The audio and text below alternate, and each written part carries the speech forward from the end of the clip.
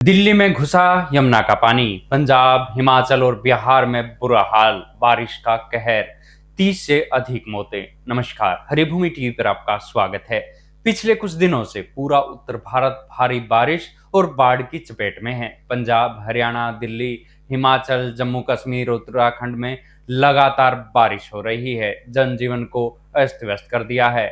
नदियां उफान पर हैं, सड़कें बंद हैं और कई जगहों पर लैंडस्लाइड से लोगों की जानें गई हैं। ये एक प्राकृतिक आपदा है जिसने हजारों परिवारों को बेघर कर दिया है और उनकी जिंदगी को एक झटके में बदल दिया है। इस वीडियो में हम जानेंगे कि इन राज्यों में क्या हाल है और लोगों को किन परेशानियों का सामना करना पड़ रहा है। पंजाब में बाढ़ के हालात बेहद गंभीर हैं। राज्य के सभी 23 जिलों में बाढ़ जैसी स्थिति बनी हुई है, जिसके चलते सरकार ने पंजाब को आपदा प्रभावित राज्य घोषित कर दिया है। 1200 से ज्यादा गांव पानी में डूबे हुए हैं। अब तक 30 से ज्यादा लोगों की मौत हो चुकी है, जबकि 3 लोग लापता हैं।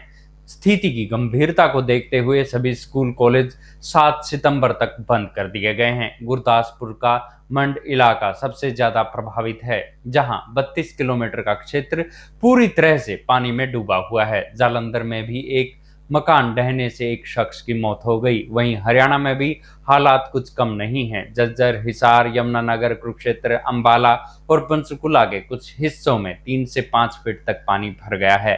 अंबाला में भी स्थिति इतनी खराब है कि सैकड़ों घरों में 2 से 4 फीट पानी घुस चुका है। यहाँ के 200 से ज्यादा स्कूल बंद है। हिसार के 81 गांवों में 66,000 एकड़ से ज्यादा फसल पानी में डूब चुकी है, जिससे किसानों की कमर टूट गई है। लगातार बारिश से लोग पलायन करने पर मजबूर हैं। दूसरी ओर हरियाणा के हथनीकुंड बैराज से लगातार पानी छोड़े जाने के कारण दिल्ली में यमुना नदी खतरे के निशान से ऊपर 206.80 मीटर बह रही है। नदी के पास बने लोहे के पुल को बंद कर दिया गया है और यमुना बाजार, तिब्बती बाजार जैसे निचले इलाकों में पानी भर गया है। इन इलाकों में करीब 10,000 लोगों को सुरक्षित स्थानों पर पहुंचाया गया है। कई लोग अपनी जान बचाने के लिए अपने घर छोड़कर राहत शिविरों में शरण ले रहे हैं। ये 2023 के बाद दिल्ली में आई सबसे भीषण बाढ़ है, जिसने राजधानी के लोगों को हिलाकर रख दिया है। पहाड़ी राज्यों में बारिश ने सबसे ज्यादा तबाही मचाई है। हिमाचल प्रदेश में भारी बारिश और भूस्खलन के 1300 से ज्यादा सड़कें बंद हो चुकी हैं। पिछले 24 घंटों में मकान गिरने और भूस्खलन से 11 लोगों की मौत हो चुकी है। कुल्लू में एक लैंडस्लाइड में 2 लोगों की जान चली गई, जबकि मंडी में हुए भूस्खलन से मरने वालों की संख्या 7 हो गई है। राज्य के 7 जिलों में स्कूल कॉलेज बंद है। लगातार बारिश के कारण भूस्खलन का खतरा बना हुआ है, जिससे लोगों के लिए यात्रा करना बहुत खतरनाक हो गया है। जम्मू कश्मीर में भी स्थिति गंभीर है। लगातार बारिश के कारण कई नदियां और नाले उफान पर है।